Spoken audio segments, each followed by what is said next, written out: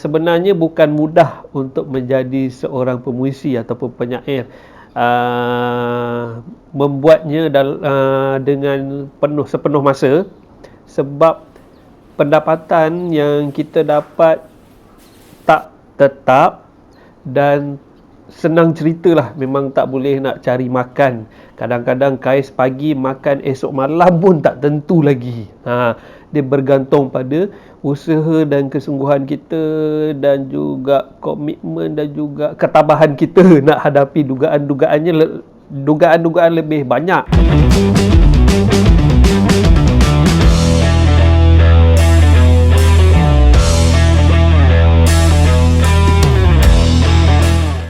Assalamualaikum warahmatullahi wabarakatuh. Saya Amran Ibrahim Rashidi, berasal dari Perak, dan saya adalah seorang pemuisi sepenuh masa. Sekarang saya usahakan lukisan-lukisan abstrak untuk dijual.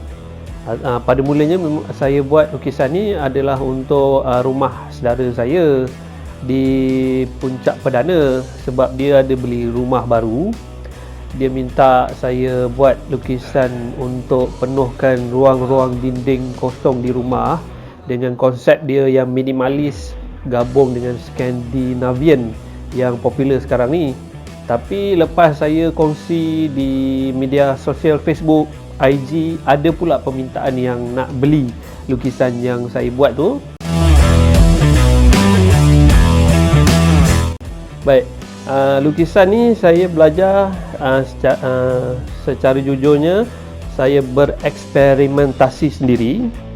Tapi sebenarnya ada dalam diri tu, memang dah ada melukis.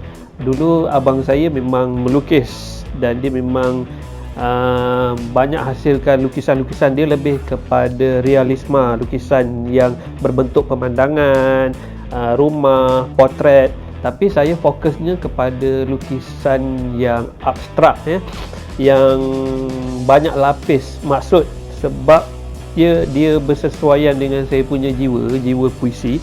Puisi kan abstrak juga kan, banyak lapis maksud yang tersirat dalam perkataan-perkataan tu. Saya terjemahkan saya punya jiwa puisi tu dalam saya punya lukisan. Baik, saya punya karya ni sebab saya adalah pemula untuk cuba melukis, pemula untuk berkarya, dan saya tak ada nama lagi dalam bidang ni. Saya letak harga mengikut atas faktor sekaki. Saya ikut per kaki, dan ada mengikut lukisan. Kalau berat, kalau susah, kalau banyak warna yang kita guna, kalau prosesnya lama, dia akan sikit tinggi saya letak harganya. Kalau benda yang mudah, yang kecil, yang sekejap saja siap, harganya agak berpatutan. Dia lebih kepada pendidikan. Dia hanya pendidikan.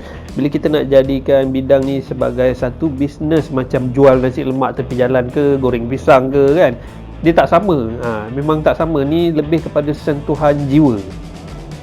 Dan saya kena atur macam-macam strategi. Antaranya strategi yang saya selalu buat, saya kerap kongsi saya punya aktiviti ataupun video ataupun gambar-gambar saya dalam kegiatan sastra. Dan kemuncaknya bila saya jadi jurulatih seni berbahasa sebuah sekolah di Sarjana Utama ni, saya berjaya ketengahkan idea untuk buat program puisi Melayu antarabangsa di Turki pada tarikh 21 Mac 2017 lah.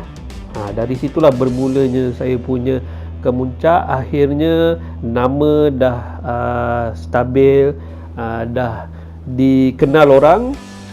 Banyak jugalah jemputan program untuk jadi jurulatih puisi di UM, juri program anjuran DBP, dan juga pembimbing bengkel penulisan puisi, dan juga pembimbing bengkel deklamasi sajak, dan juga dendangan syair.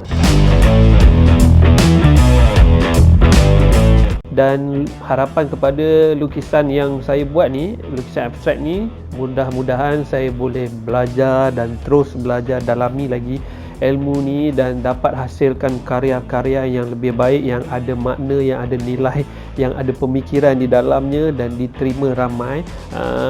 Sesiapa yang nak datang dijemput datang, tapi buat temu janji dululah, maklum kepada saya bila nak datang, berapa orang, masanya insya-Allah kita boleh sama-sama tengok, berkongsi pandangan, berkongsi keindahan lukisan abstrak itu sendiri. Baik, jangan lupa like, komen and share video Pak Kaduk Studio ni.